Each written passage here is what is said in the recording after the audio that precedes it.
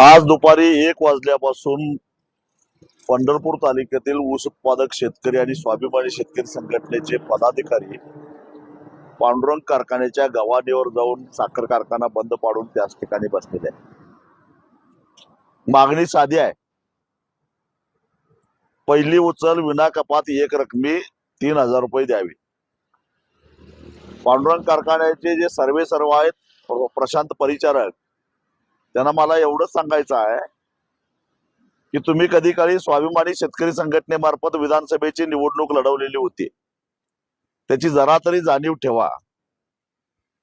तुमच्यासाठी स्वाभिमानीच्या कार्यकर्त्यांनी मताचा जोगवा मागितलेला होता, त्याची जरा जाण असावी।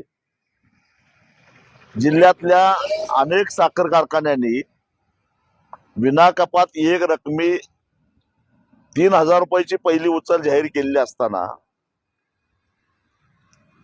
पश्चिम महाराष्ट्रातल्या विशेषतः कोल्हापूर, सांगली आणि सातारा जिल्ह्यातल्या जवळपास 59 साखर कारखान्यांनी कमीत कमी पहिली उचल 3500 रुपये आणि जास्तीत जास्त 3653 रुपये जमा केलेले असताना तुम्ही कोण लागून गेला? शेतकरी शोषिक आहे, तो गप्प बसतो। म्हणून जर का शेतकऱ्याची चेष्टा करणार असाल, त्या कडाक्याच्या थंडीत सुद्धा शेतकरी कुडकुडत त्या ठिकाणी गव्हाणीवर बसलेले आहेत। पंढरपूर परिसरातल्या सर्व ऊस उत्पादक शेतकऱ्यांना माझी कळकळीची विनंती आहे, जरा जनाची नाही मनाची लाज ठेवा। हे शेतकरी तुमच्यासाठी इथं गव्हाणीवर बसलेले आहेत। उद्या सकाळी हातातलं जे काय असेल ते काम सोडा आणि सगळेजण पांडुरंग कारखान्यावर या। मी सुद्धा येणार आहे, बघू हा कारखाना कसा बोलत नाही ते। आता ही लढाई आर पारची आहे, मागं अजिबात हटायचं नाही। उसाला 3500 रुपये दर मिळावा या मागणीसाठी शेतकरी संघटनांचे नेते, यामध्ये प्रामुख्यानं आमचे सहकारी मित्र समाधान फाटे हे पंढरपूरच्या जवळ बाजीराव विहिरीजवळ गेल्या 4 दिवसापासून बेमुदत उपोषणाला बसलेले आहेत। उपोषणकर्त्यांची तब्येत खालावत चाललेली आहे, परंतु प्रशासन कुठली मध्यस्थी करायला तयार नाही। दुसऱ्या बाजूला पांडुरंग कारखान्याच्या गव्हाणीमध्ये सकाळी 11 वाजेपासून सचिन पाटलांसहित आमचे सगळे शेतकरी संघटनेचे जे चळवळीतले सहकारी आहेत, हे सगळे त्या ठिकाणी आंदोलन करतायत, परंतु कारखाना प्रशासन दखल घ्यायला तयार नाही। जिल्हा प्रशासन कारखानदारांमध्ये आणि आंदोलकांमध्ये मध्यस्थी करायला तयार नाही।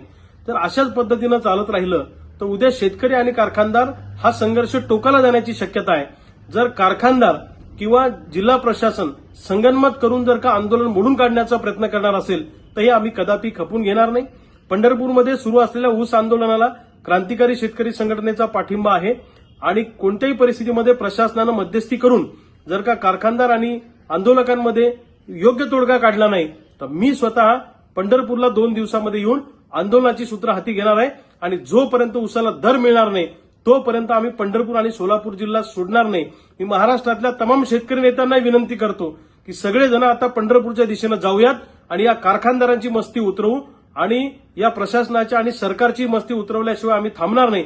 या निर्धारानं जशी ताकद आपण नागपूरला सगळ्यांनी दाखवली तशी ताकद एकदा आपण पंढरपूर आणि सोलापूर जिल्ह्यातल्या या ऊस कारखान्यांना दाखवू आणि या कारखानदारांना आलेली मस्ती सगळेजण आता उतरवून दाखवू। ताबडतोब प्रशासनानं आणि कारखानदारांनी मार्ग काढावा, अन्यथा आगडो मुसळल्याशिवाय राहणार नाही।